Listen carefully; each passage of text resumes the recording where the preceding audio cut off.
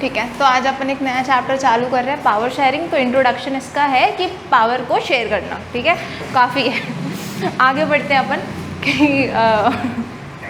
ठीक है, तो आगे बढ़ते हैं अपन। तो इसमें इन लोगों ने स्टार्टिंग कैसे करी है, बेल्जियम और श्रीलंका की स्टोरी से। बेसिकली बेल्जियम और श्रीलंका में किस तरह के एथनिक कंपोजिशन थे, किस तरह के जो वहाँ पे रिलीजन चलते थे, किस तरह के वहाँ पे लोग जो थे उन रिलीजन को मानते थे, क्या लैंग्वेजेस थी और मतलब कितने % लोग उन लैंग्वेजेस को मानते थे, ये सारी बातें इन्होंने सबसे पहले करी है। ठीक है, बेल्जियम एंड श्रीलंका वाले टॉपिक में।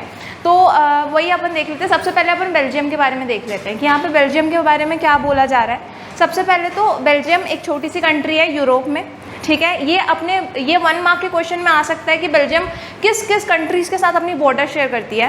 तो किसके साथ करती है, नीदरलैंड, जर्मनी और लक्समबर्ग, जो भी ये नाम है।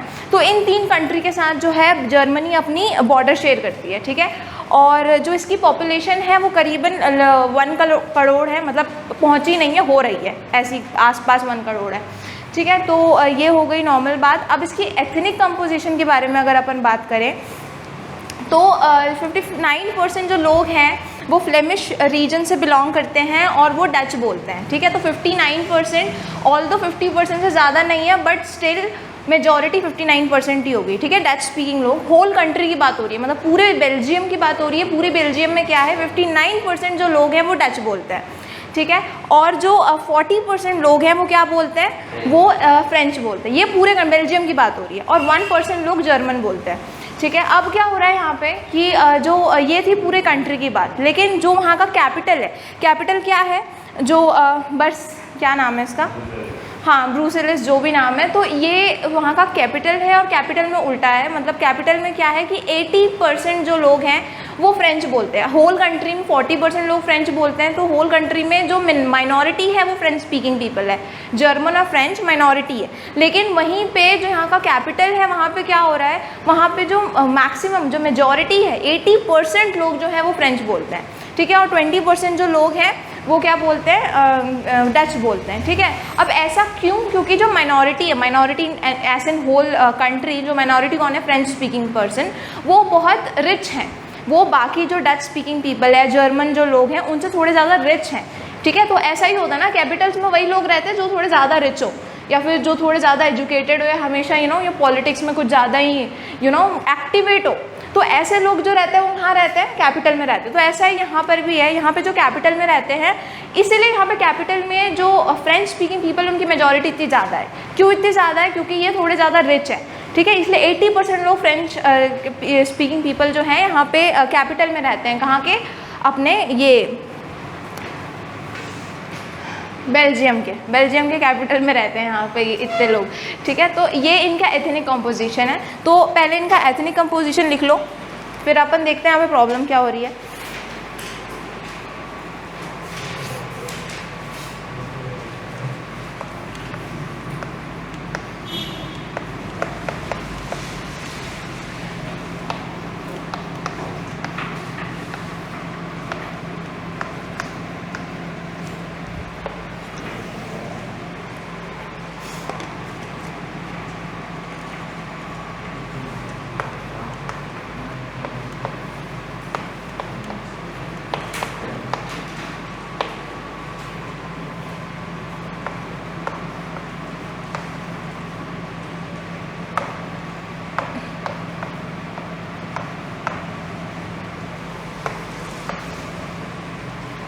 यहाँ पे अपन सिर्फ बेल्जियम की बात कर रहे हैं।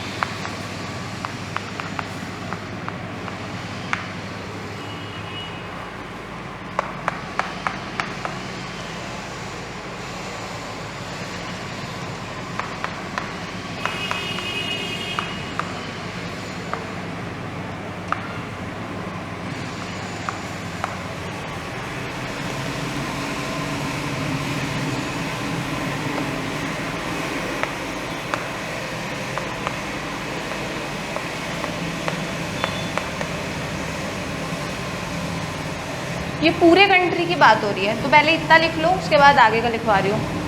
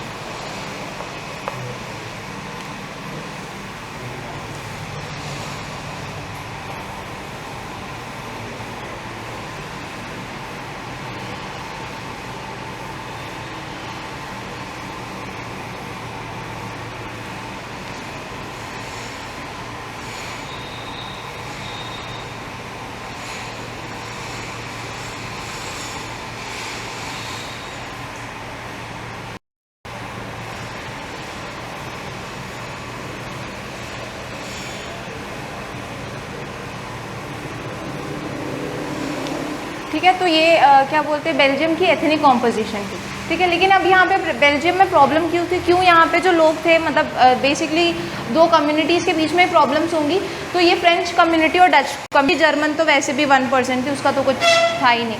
तो डच और फ्रेंच के बीच में टेंशन्स क्रिएट होने लगी थी। क्यों क्रिएट होने लगी थी, क्योंकि जो फ्रेंच स्पीकिंग पर्सनस थे वो थोड़े ज़्यादा एलाइट थे, थोड़े ज़्यादा रिच थे।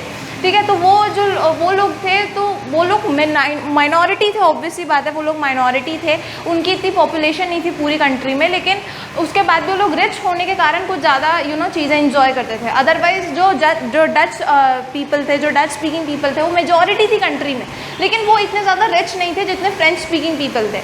ठीक है, तो इन दोनों के, ये दोनों एक दूसरे को पसंद नहीं करते, इन दोनों के बीच में हमेशा प्रॉब्लम्स रहती थी, क्योंकि ये कहीं ना कहीं एक दूसरे को कैंसिल आउट कर रहे हैं। जैसे कि फ्रेंच मनी के मामले में ऊपर है, तो ये लोग नंबर्स के मामले में ऊपर है, इनकी जो पॉपुलेशन है वो ज़्यादा है। वहीं पे अगर इनकी पॉपुलेशन हम कैपिटल में बात करें, फ्रेंच स्पीकिंग पीपल की जो पॉपुलेशन हम कैपिटल में बात करें, तो कैपिटल में इनकी पॉपुलेशन बहुत ज़्यादा है। अदरवाइज कंट्री में डच स्पीकिंग जो लोग हैं उनकी पॉपुलेशन बहुत ज़्यादा है। तो कहीं ना कहीं एक दूसरे को बैलेंस आउट कर रहे थे, दोनों के पास सेम ही नंबर ऑफ पॉइंट्स थे, कोई ऊपर नीचे नहीं था इनमें। तो इस वजह से इनके बीच में हमेशा कॉन्फ्लिक्ट्स रहते थे।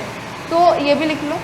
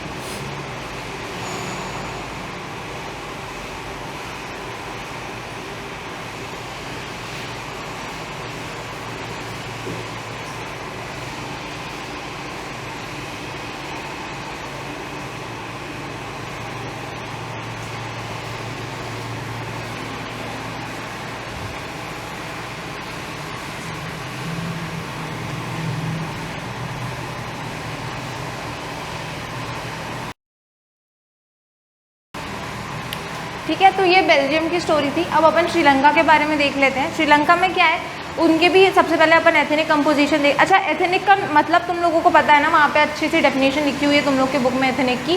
ठीक है, क्या मतलब कि कभी भी अगर जो लोग हैं वो लैंग्वेज के बेसिस पे या फिर किसी रिलीजन के बेसिस पे या किसी भी बेसिस पे जो अगर उनके ग्रुप्स बन रहे हैं तो उन्हें क्या बोलेंगे, एथनिक ग्रुप बोलेंगे। ठीक है, तो ये जो है हम श्रीलंका के एथनिक ग्रुप की बात कर रहे हैं। तो वहाँ पे क्या है, सबसे पहले सिन्हाला बोलने वाले लोग हैं जो वहाँ पे सिन्हाला लैंग्वेज यूज़ करते हैं, तो वो 74% है, काफ़ी बड़ी मेजॉरिटी है। ठीक है, कंफ्यूजिंग मेजॉरिटी नहीं है पिछली बार की तरह 59% 40% जैसी, ये काफ़ी बड़ी मेजॉरिटी है 74% की सिन्हाला स्पीकर्स की। ठीक है, उसके साथ तमिल स्पीकर्स भी हैं जो कि 18% है। ठीक है, अब ये तमिल स्पीकर्स जो हैं इनमें दो पार्ट है। कौन से, एक Tamil natives of the country जो उसी कंट्री के तमिल्स हैं। ठीक है, मतलब कि वहीं पे पैदा हुआ है, सब कुछ उनका वहीं पे, फैमिली सारी वहीं पे बची हुई है। जो श्रीलंकन तमिल्स बोलेंगे उनको, जो श्रीलंका के रहने वाले तमिल्स हैं हमेशा से। ठीक है, तो उन्हें बोला है वहाँ के नेटिव मेंबर्स हैं, तो वो है तमिल, कितने 13%। ठीक है, और जो बाकी बचे 5% है, ये 18% है तमिल स्पीकर्स, उसमें 13% वहाँ के नेटिव तमिल्स हो गए। और जो 7% है वो भी तमिल्स हैं, लेकिन वो कहाँ से आए हुए हैं, इंडिया से आए हुए हैं। क्यों, जब कॉलोनियल पीरियड में जब उनको अंग्रेज इधर उधर शिफ्ट करते थे, तो उसके कारण जो लोग वहाँ पे गए और वहाँ पे बस गए, वो लोग कौन है, इंडियन तमिल्स हैं बेसिकली। तो वो कितने हैं, 5% इंडियन तमिल्स हैं। तो बेसिकली देखा जाए तो तमिल और सिन्हाला दो लैंग्वेज यहाँ पे बोली जाती है, 74% सिन्हाला, 18% जो है तमिल। ठीक है, तो ये इनका लैंग्वेज कॉम्पोजिशन है, ये इनका एथनिक कॉम्पोजिशन है। तो अब जो है सिन्हाला स्पीकिंग जो लोग हैं श्रीलंका के, वो किस रिलीजन को मानते हैं, बुद्धिस्ट रिलीजन को मानते हैं। वो सारे बुद्धिस्ट है, मोस्टली सारे बुद्धिस्ट है। कौन, सिन्हाला बोलने वाले लोग। और वहीं पे जो तमिल बोलने वाले जो लोग हैं वो मोस्टली क्या है, हिंदू है। ठीक है, वो मोस्टली हिंदू है। और 7% जो है वो क्रिश्चियंस है, जो कि बोथ सिन्हाला से भी बिलोंग करते हैं और तमिल से भी बिलोंग करते हैं। तो ये इन्फॉर्मेशन लिख लो पहले।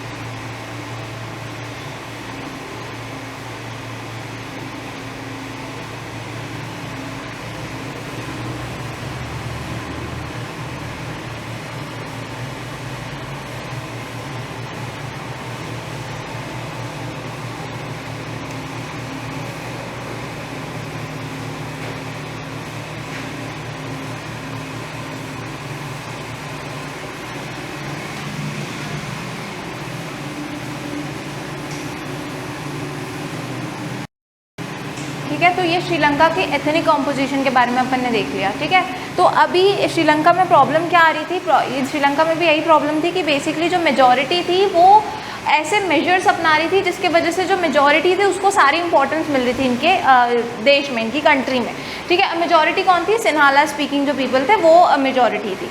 तो अभी जो सेकंड हेडिंग है अपनी, अपन वो सेकंड सेक्शन है वो चालू कर रहे हैं, मेजॉरिटेरियनिज्म इन श्रीलंका, ठीक है। तो इसमें क्या प्रॉब्लम आई कि श्रीलंका गॉट इंडिपेंडेंस इन 1940। सबसे पहले श्रीलंका को इंडिपेंडेंस कब मिली, 1948 में श्रीलंका को इंडिपेंडेंस मिल गई। अब वहाँ पे जब देखा गया तो मेजॉरिटी कौन सी थी, क्या बोलते हैं, सिन्हाला स्पीकिंग जो कम्युनिटी थी वो वहाँ की मेजॉरिटी थी। तो अब क्या हुआ कि क्या होने लगा कि वहाँ के जो लीडर्स आए, ऑब्वियसली मेजॉरिटी 74% थी, तो वहाँ के जो लीडर्स थे वो मोस्टली सिन्हाला लीडर्स ही होते थे, उन्हीं को ज़्यादा चांसेस मिलते थे। और इन्होंने क्या चालू कर लिए, मेजॉरिटी को इंपॉर्टेंस देना चालू कर दिया, ऐसे मेजर्स लेना चालू कर दिया जिससे जो वहाँ की मेजॉरिटी थी यानी कि जो सिन्हाला स्पीकिंग पीपल थे उनको इंपॉर्टेंस मिलने लगी, उनकी जो वैल्यू थी वो बढ़ने लगी, ठीक है। तो कहीं ना कहीं आप ये देख सकते हैं कि जैसे इंडिपेंडेंस मिली तो जो वहाँ की मेजॉरिटी कम्युनिटी थी उसने पूरी कंट्री पे जो है राज करना चालू कर दिया, रूल करना एक तरीके से चालू कर दिया। तो इन्होंने क्या किया, बहुत से ऐसे मेजर्स लिए जिससे ना जो तमिल के जो लोग थे, जो 18% जो उनकी एथनिक कॉम्पोजिशन था तमिल स्पीकर्स का, वो काफ़ी ज़्यादा कम था। तो उनको और डिस्ट्रेस करने के लिए जो है इन लोगों ने मेजर्स लेना चालू करे। इन्होंने सिन्हाला के जो लीडर्स थे उन्होंने, सबसे पहले क्या हुआ कि वहाँ की जो बुद्धिस्ट रिलीजन था उसको सबसे ज़्यादा इंपॉर्टेंस देने लगे, ठीक है। जो बुद्धिस्ट रिलीजन था उसको बहुत ज़्यादा इंपॉर्टेंस मिलने लगी। जब उनको इंपॉर्टेंस मिलने लगी तो वहाँ के जो हिंदू पीपल थे या जो मुस्लिम पीपल थे, जो मुस्लिम रिलीजन से जो बिलोंग करते थे, उन लोगों को बहुत ज़्यादा प्रॉब्लम होने लगी, उन्हें वो फील होने लगा, उनको थोड़ा सा इनसिक्योर फील होने लग गया, ठीक है। 1956 में यहाँ पे एक एक्ट भी पास हुआ जिसके अकॉर्डिंग क्या, जो ऑफिशियल लैंग्वेज क्या थी, सिन्हाला थी, ठीक है। जो ऑफिशियल लैंग्वेज थी सिन्हाला थी। यहाँ पे जो श्रीलंका थी वहाँ पे दो तरह के स्पीकर्स थे, तमिल स्पीकर्स थे, सिन्हाला स्पीकर्स थे। इनको दोनों ही लैंग्वेज को इंपॉर्टेंस देनी चाहिए थी, लेकिन क्या हुआ कि 1956 में जो एक्ट पास हुआ उसके अकॉर्डिंग जो सिन्हाला जो लैंग्वेज थी उसको इतनी इंपॉर्टेंस मिली कि उसको ऑफिशियल लैंग्वेज डिक्लेयर कर दिया गया, ठीक है। तो उस टाइम पे भी तमिल जो वहाँ के जो तमिल लोग थे, जो तमिल स्पीकिंग पीपल थे, उन लोग को बुरा लगने लगा, उनको ख़राब लगने लग गया।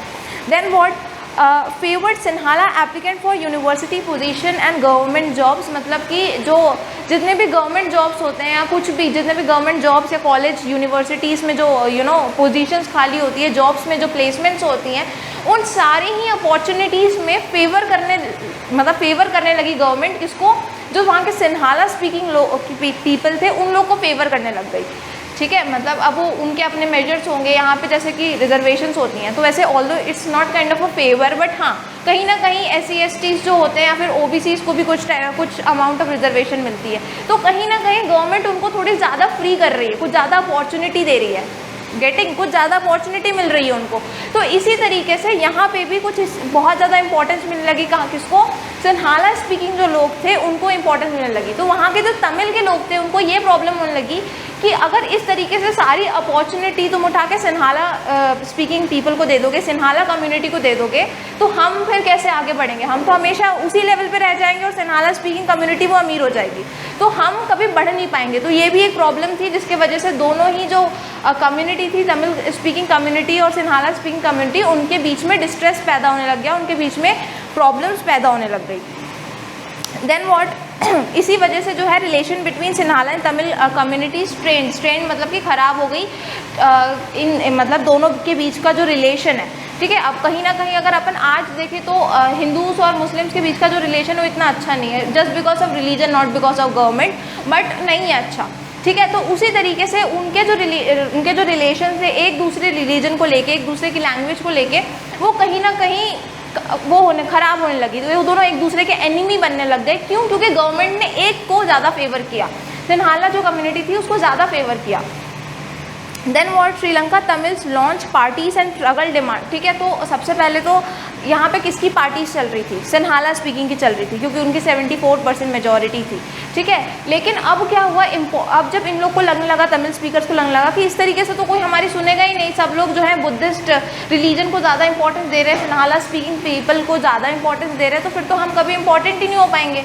ठीक है। तो इन लोगों को लगा कि हमारी लैंग्वेज भी इंपॉर्टेंट है, हमारा रिलीजन भी इंपॉर्टेंट है, तो इन्होंने अपने तमिल स्पीकर्स के लिए पार्टी बनानी चालू करी, इन्होंने भी अपने स्ट्रगल चालू करे कि नहीं give importance to us too, ठीक है। तो इस तरीके की यहाँ पे स्ट्रगल चालू होने लग गए। देन व्हाट, इन लोग की डिमांड्स क्या थी, ये जितनी भी पार्टीज आई, इन लोग की क्या डिमांड्स थी कि सबसे पहले तो तमिल को ऑफिशियल लैंग्वेज बनाओ, not in the whole country, ठीक है, लेकिन जहाँ पे तमिल की जो पॉपुलेशन है वो ज़्यादा है, एटलीस्ट वहाँ पे तमिल लैंग्वेज को भी इंपॉर्टेंस मिलनी चाहिए, वहाँ पे तमिल जो लैंग्वेज है वो ऑफिशियल लैंग्वेज होना चाहिए। पूरी कंट्री में सिन्हाला को ऑफिशियल लैंग्वेज डिक्लेयर कर देना कोई सेंस की बात नहीं है। तो सबसे पहला डिमांड इनका ये था। Second word, regional autonomy and equality for job and education, ठीक है। तो इन्होंने क्या बोला कि ठीक है तुम लोग हर जगह सिन्हाला को जो है ज़्यादा इंपॉर्टेंस दे रहे हो, जॉब्स और एप्लीकेशन के उसमें, मतलब जो पोजीशंस है, जॉब की पोजीशंस है इन सब जगहों पे, और जो यूनिवर्सिटी पोजीशंस है यहाँ पे तुम लोग सिन्हाला को ज़्यादा इंपॉर्टेंस दे रहे हो, ठीक है। पर एटलीस्ट जहाँ पे तमिल की पॉपुलेशन ज़्यादा है श्रीलंका में, जहाँ पे तमिल की पॉपुलेशन बहुत ज़्यादा है, एटलीस्ट कुछ रीजन्स में तमिल्स को अपॉर्चुनिटी मिलनी चाहिए, ठीक है। तमिल्स को भी जॉब एप्लीकेशन देने का मौका मिलना चाहिए, तमिल्स को भी एजुकेशन की फ्रीडम होनी चाहिए। तो ये सब किसने डिमांड किया, तमिल की पार्टी ने डिमांड किया।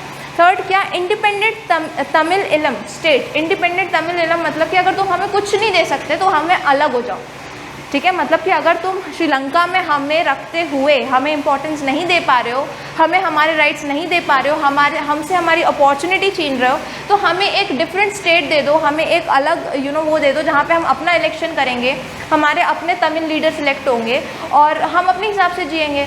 जैसे कि पाकिस्तान और इंडिया के साथ हुआ कि ठीक है जितने तुम अगर इंडिया में हमको नहीं रख सकते तो हमें हमारे लिए अलग से मुस्लिम कंट्री बना दो, तो वैसा हुआ, पाकिस्तान और इंडिया हो गए। तो उसी तरीके से इनकी डिमांड थी कि एक इंडिपेंडेंट तमिल इलम बना दो, यहाँ पे अपना श्रीलंका रखना, यहाँ पे एक अपना तमिल इलम रहेगा, ये इनकी डिमांड्स थी। तो इस तरह की चीज़ हुई। इसका आउटकम क्या हुआ, ये इस चैप्टर का मोटिव नहीं है कि इसका आउटकम क्या हुआ। इसका मोटिव ये है कि क्या गलतियाँ करते हैं लीडर्स, या फिर जब भी कोई कंट्री इंडिपेंडेंट होती है, उनकी गवर्नमेंट बनती है, उनकी कॉन्स्टिट्यूशन बनती है, तो किस तरह की गलतियां करते हैं लीडर्स, जिसके वजह से जो है वहाँ का जो कॉम्पोजिशन है, वहाँ के जो लोग हैं वो ऑफेंड हो सकते हैं, वहाँ पे जो है सिविल वॉर हो सकती है, वहाँ पे जो लोग हैं एक दूसरे से लड़ भिड़ सकते हैं, ठीक है। तो ये इस पूरे इसका मतलब है। अभी इसमें 1-2 पॉइंट और बचे हैं, पहले इतना लिख लो।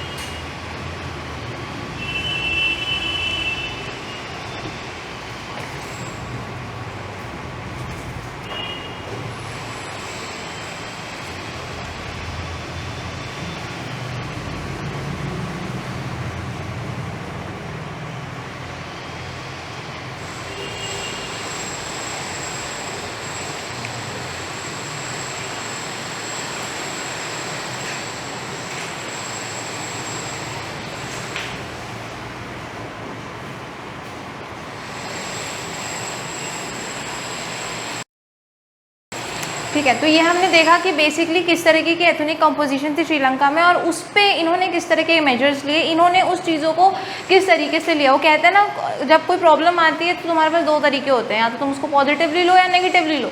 जो बंदा उसको नेगेटिवली लेता है वो और मेस करते जाता है अपनी लाइफ के साथ। सेम कुछ ऐसा ही यहाँ पर हुआ कि इन लोगों ने देखा कि अच्छा ठीक है, यहाँ पे प्रॉब्लम है हमारी कंट्री में, यहाँ पे इतने लोग जो है सिन्हाला बोलते हैं, यहाँ पे इतने लोग जो है तमिल बोलते हैं, उन्होंने उसको नेगेटिवली लिया, उन्होंने उनको नीचे समझा, और फिर इन्होंने कुछ इस तरीके का किया जिसने क्या रिजल्ट किया, एट लास्ट सिविल वॉर हुआ इनके कंट्री में।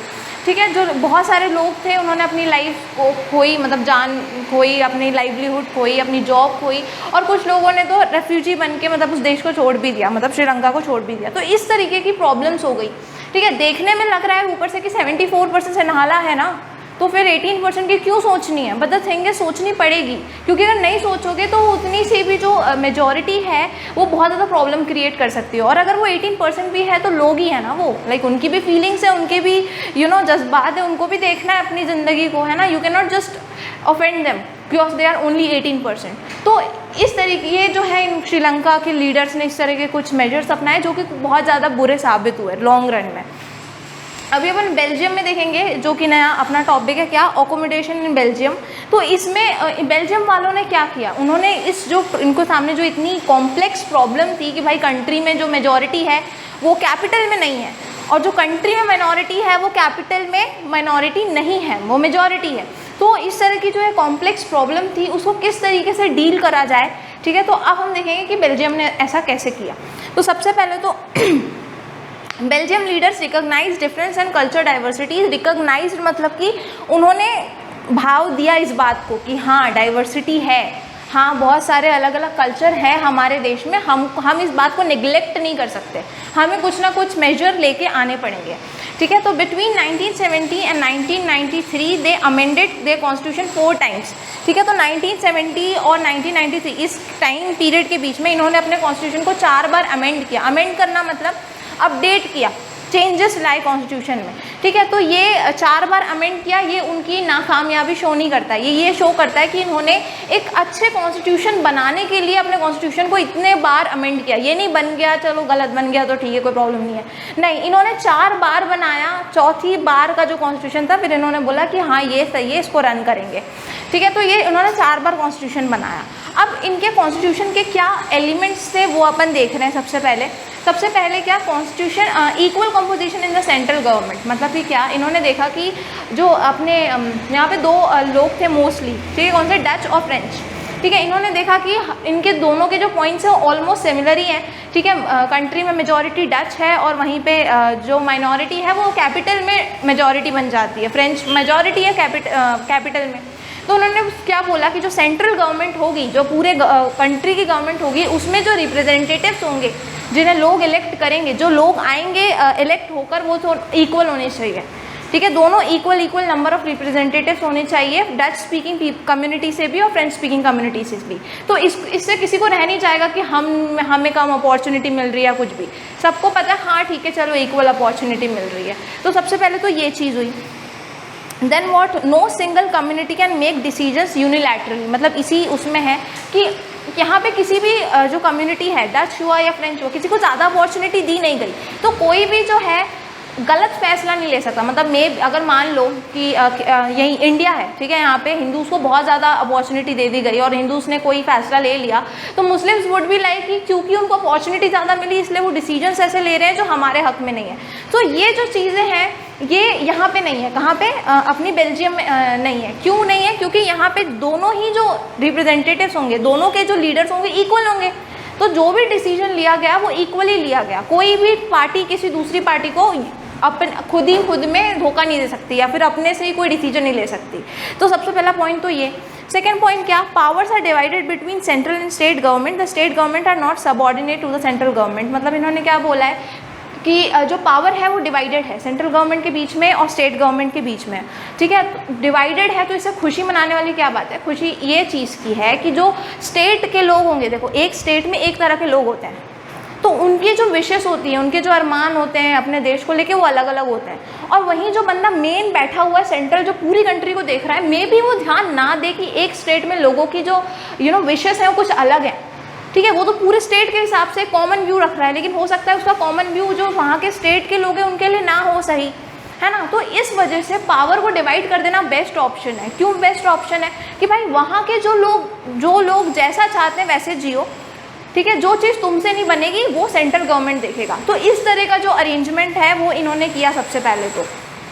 Then what, the state government are not subordinate to central government, मतलब कि अगर स्टेट गवर्नमेंट अपने लैंग्वेज के लोगों के लिए, अपने कम्युनिटी के लोगों के लिए अगर कोई भी डिसीजन ले देती है, ठीक है, जिससे सेंट्रल गवर्नमेंट को कोई प्रॉब्लम है, तो उसको जवाबदारी नहीं देनी पड़ेगी, ठीक है, क्योंकि है ना, जैसे फ्रेंच स्पीकिंग लोग हैं, उनकी कोई अलग मान्यता है, उनको डच स्पीकिंग पीपल की तरह नहीं रहना, तो इन्होंने अपने लिए कोई नया डिसीजन ले लिया, कोई अलग डिसीजन ले लिया।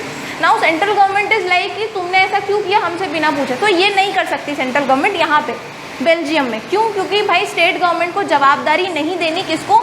सेंट्रल गवर्नमेंट के, कि हमने ऐसा क्यों किया, हमारे लोग ये चाहते थे तो हमने ऐसा कर दिया। तो इससे जो है सारे ही स्टेट जो होंगे बेल्जियम में वो खुश रहेंगे, ठीक है, और किसी को कोई प्रॉब्लम नहीं होगी, ठीक है। तो ये सेकेंड पॉइंट है। थर्ड क्या? ब्रुसेल्स हैव सेपरेट गवर्नमेंट, ठीक है, both the communities have equal representation. हमने देखा कि एक सेंट्रल गवर्नमेंट है और सेंट्रल गवर्नमेंट पूरी कंट्री के लिए थी, और हमने देखा कंट्री की जो एथनिक कंपोजिशन है बेल्जियम में वो अलग है, और कैपिटल की जो एथनिक कंपोजिशन है बेल्जियम में वो अलग है। तो कैपिटल को चलाने के लिए इन्होंने एक सेपरेट गवर्नमेंट बनाई, ठीक है, जो कि उस हिसाब से काम करेगी जैसे वहाँ के जो लोग हैं, वहाँ के जो एथनिक कंपोजिशन है उनको चाहिए, ठीक है। तो वहाँ के लिए उन्होंने एक सेपरेट गवर्नमेंट बनाई, ठीक है। वहाँ पे भी क्या हो रहा है कि दोनों ही जो रिप्रेजेंटेटिव्स हैं वो इक्वल नंबर में जाएंगे, इक्वल नंबर में लीडर्स बनेंगे, किसी को कोई प्रॉब्लम नहीं होगी। आगे देखते हैं। Apart from central and state government there is this third kind of government, community government, ठीक है। तो हमारे इंडिया में भी ये चीज़ है, क्योंकि हमारा एरिया बहुत बड़ा है, तो हम सिर्फ दो गवर्नमेंट से काम चला नहीं सकते। जैसे कि हमारे यहाँ पे एक स्टेट गवर्नमेंट होता है, फिर एक सेंट्रल गवर्नमेंट होता है, फिर एक स्टेट गवर्नमेंट होता है, और फिर म्यूनसिपल गवर्नमेंट होता है, या फिर पंचायत होता है गाँव में, ठीक है। तो ये थर्ड टायर है गवर्नमेंट की। क्यों? क्योंकि हमारा एरिया इतना बड़ा है, हम हर बार जो है पूरे मध्य प्रदेश का जो प्रॉब्लम्स है वो सिर्फ स्टेट गवर्नमेंट नहीं देख सकती ना, हमें मध्य प्रदेश इतना बड़ा है, ठीक है, मतलब बेल्जियम से बड़ा तो मध्य प्रदेश ही है हमारा।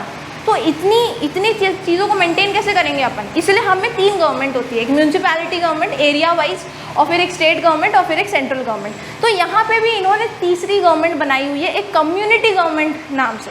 अब ये कम्युनिटी गवर्नमेंट क्यों बनाई है? अगेन कम्युनिटी के जो विशेष है उनको देखने के लिए। अपन ने देखा है यहाँ पे कितने अलग अलग तरह की कम्युनिटी है, एक फ्रेंच बोल रही है, एक जर्मन बोल रही है, और एक क्या बोलते हैं डच बोल रही है। तो सबकी अपनी अपनी ख्वाहिशें होंगी, तो सबकी कम्युनिटी हर्ट ना हो जाए, सबका कल्चर जो है वो हर्ट ना हो जाए, रिलीजन हर्ट ना हो जाए, इसके लिए इन्होंने कम्युनिटी गवर्नमेंट भी बना दी कि लो, अगर तुम्हें कोई तुम्हारे रिलीजन के बेस्ड कोई प्रॉब्लम है तो अपनी कम्युनिटी गवर्नमेंट में जाके बोल दो, तो उस हिसाब से वो भी ठीक रहेगा, सब कुछ अपने कम्युनिटी में खुश रहोगे। तो ये चीज़ भी इन्होंने करी। और इस कम्युनिटी गवर्नमेंट का काम क्या था कि elected by people belonging to one language. Community government, जैसे कि फ्रेंच के लिए एक कम्युनिटी गवर्नमेंट बना दी, डच के लिए एक कम्युनिटी गवर्नमेंट बना दी, और जर्मन 1% है लेकिन उनकी भी सोच रहे हैं हम जर्मन के लिए भी कम्युनिटी गवर्नमेंट बना दी, ठीक है। और कम्युनिटी गवर्नमेंट को, जैसे मैं फ्रेंच हूँ तो मैं किस गवर्नमेंट को वोट कर सकती हूँ, इलेक्ट कर सकती हूँ? जो फ्रेंच कम्युनिटी है, फ्रेंच कम्युनिटी गवर्नमेंट जो बन रही है, मैं उसको वोट कर दूँगी, सिंपल। तो मेरी लैंग्वेज के लिए एक कम्युनिटी, कोई दूसरा बंदा है उसके लैंग्वेज के लिए एक कम्युनिटी, कोई तीसरा है तो उसके लिए एक कम्युनिटी। तो सारे लैंग्वेजों के लिए कम्युनिटी बन गई है, सब खुश, किसी को कोई प्रॉब्लम नहीं है यहाँ पे, ठीक है। तो ये जो था इनका पूरा अरेंजमेंट था, किनका? बेल्जियम वालों का। तो इन्होंने अपन ने क्या देखा कि इन्होंने किस तरीके से सिर्फ अपनी मेजॉरिटी की सोची थी, लेकिन यहाँ पे किसी ने किसी मेजॉरिटी की तो बात ही नहीं आई हो, जैसे है ना, मेजॉरिटी की बात ही नहीं आई, सबको इक्वल इंपॉर्टेंस दी गया है। इवन जर्मन जो लोग बोलते हैं उनके लिए तक कम्युनिटी गवर्नमेंट बनाई गई है, तो सारे लोग यहाँ पे खुश रहेंगे, सबकी सोची गई है यहाँ पे बेल्जियम में। तो ये 2 एग्जाम्पल थे कि दोनों एग्जाम्पलों में अपन ने देखा किस तरीके की प्रॉब्लम थी दोनों कंट्री में, लेकिन दोनों ने उसको कैसे डील किया, वहाँ के लीडर्स ने उसको कैसे डील किया, ठीक है। तो ये लिख लो अकोमोडेशन वाला।